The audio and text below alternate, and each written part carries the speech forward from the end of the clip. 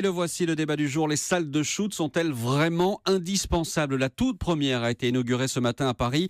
Elle accueillera les premiers toxicomanes vendredi. D'autres salles de ce genre sont prévues à Strasbourg, à Bordeaux, mais elles ne font pas l'unanimité, loin de là.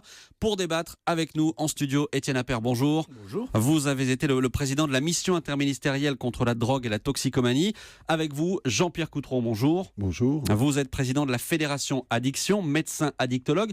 Ma première question, elle est pour vous, Jean-Pierre Coutron. Cette salle de shoot, qu'est-ce qu'elle va vous apporter à vous, médecin ?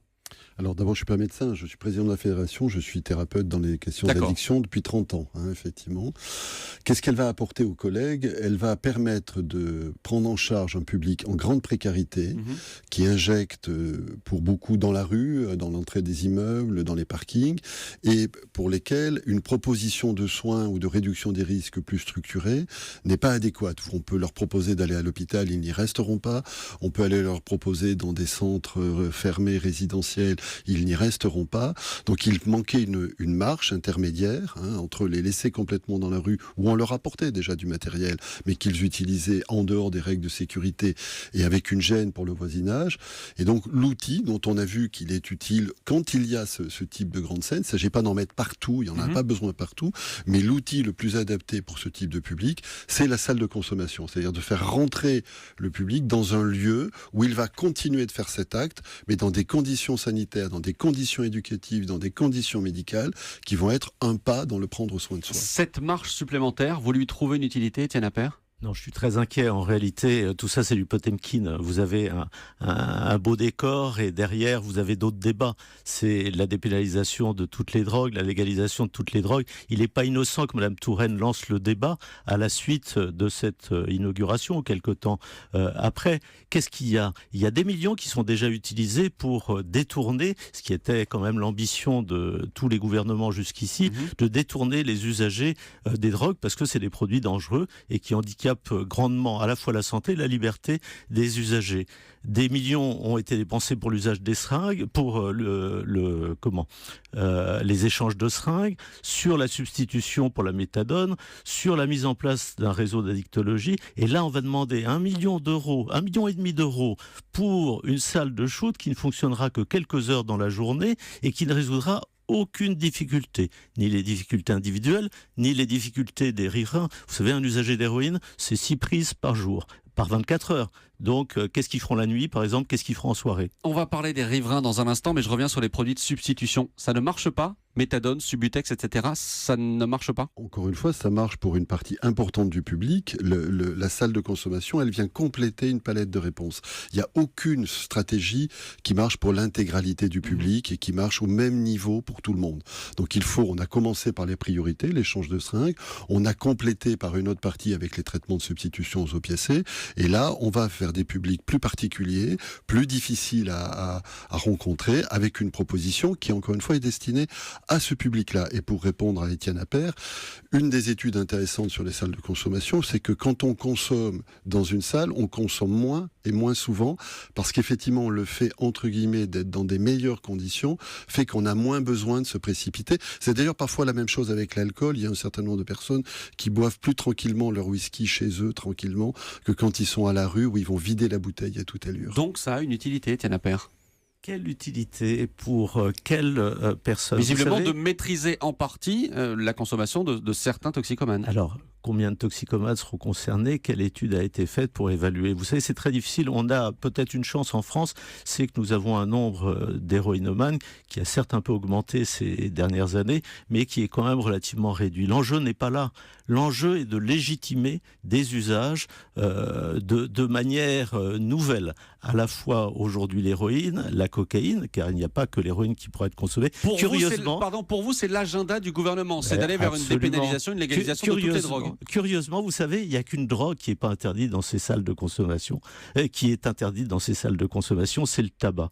Alors dites-moi, quel drôle de société, quel drôle de politique, celle qui autorise la consommation de produits interdits par la loi, l'héroïne, la cocaïne, et qui interdit la consommation d'un produit autorisé comme le tabac. Jean-Pierre Coutron, votre but derrière, c'est de légaliser, de dépénaliser toutes les drogues en France ? Alors, le but d'une salle de consommation, c'est pas du tout de légaliser et de dépénaliser. Je rappellerai qu'elles se sont installées dans des pays qui ont des lois de prohibition par rapport aux produits, comme toute la politique de réduction des risques. Je crois qu'il y a deux débats. Un débat sur le statut pénal des drogues, qui peut être mené, et un débat, encore une fois, sur le déploiement d'un système de soins complet, qui n'oublie pas un certain nombre de marches. Et ce qu'ont montré les salles de consommation dans les lieux où elles sont implantées, c'est une diminution importante de la consommation dans la rue, c'est une diminution importante des contaminations et de l'état de santé de ces usagers, et c'est, pour un certain nombre d'entre eux, le fait qu'ensuite ils sont allés vers des démarches de soins. Après, le débat sur le statut pénal des drogues est un débat qu'on peut avoir, mais autrement, et pas en y mêlant les salles de consommation. Étienne Appert. Vous voyez bien qu'il y a quand même une grosse ambiguïté. Nous avons une politique qui vise à interdire la consommation de certains produits. Et puis là, on autorise cette consommation, voire on l'accompagne, voire quelquefois on peut penser qu'on l'encourage. Donc il y a un problème de cohérence dans cette politique. Et la classe politique est très en difficulté avec cette question. Et bien évidemment, on ne peut pas à la fois prétendre écarter les gens de la drogue, notamment les plus jeunes, et admettre ce type d'espace libre de consommation. Il y aura plus de consommation, contrairement à ce qu'on dit, il y aura plus de consommation si on légalise ce genre d'endroit. Peut-être que ces consommations seront moindres, mais il y aura plus de consommation. Mais je voudrais vous donner un chiffre que Sébastien Guyot, notre reporter, donnait tout à l'heure dans le journal. À Paris, à l'endroit où se crée cette salle de shoot, il y avait un système d'échange de seringues. 160 000 seringues échangées par an. Évidemment, les riverains tout autour on le comprend, certains désagréments dans ces cas-là parce que les gens viennent se piquer, comme on le disait tout à l'heure, dans les cages d'immeubles, etc. Là, on peut comprendre l'intérêt de canaliser cette consommation-là. Mais l'échange de seringues, c'est fait, je dirais, à l'initiative de Simone Veil, donc on peut lui rendre hommage, parce qu'on était confronté à des épidémies terribles, le VIH, l'hépatite C, on n'en est plus là actuellement, mais on maintient un dispositif avec la substitution, avec l'échange de seringues, qui permet d'éviter des surinfections ou des infections. Maintenant, le problème n'est pas derrière nous, mais c'est pas tout à fait la même chose d'être toujours dans l'organisation d'une consommation la plus sûre possible, tout en maintenant un regard négatif sur cette consommation, et le fait d'éduquer à l'injection, d'encourager l'injection ou le sniffage. Encore une fois, nous avons des produits divers qui vont être consommés. Jean-Pierre Coutron, vous savez combien de projets de ce genre sont prévus aujourd'hui en France ? La loi est claire, pour l'instant il y en a 3 qui vont être expérimentés pendant 6 ans. Voilà. Donc c'est ce qu'on disait tout à l'heure, Paris, Bordeaux, Strasbourg ? Pour l'instant Paris, Bordeaux, Paris et Strasbourg c'est sûr, et Bordeaux est le plus probable en numéro 3. Peut-être sur un modèle avec une salle itinérante. D'accord. Vous disiez tout à l'heure qu'il ne fallait pas ce genre de salle partout en France et en créer beaucoup.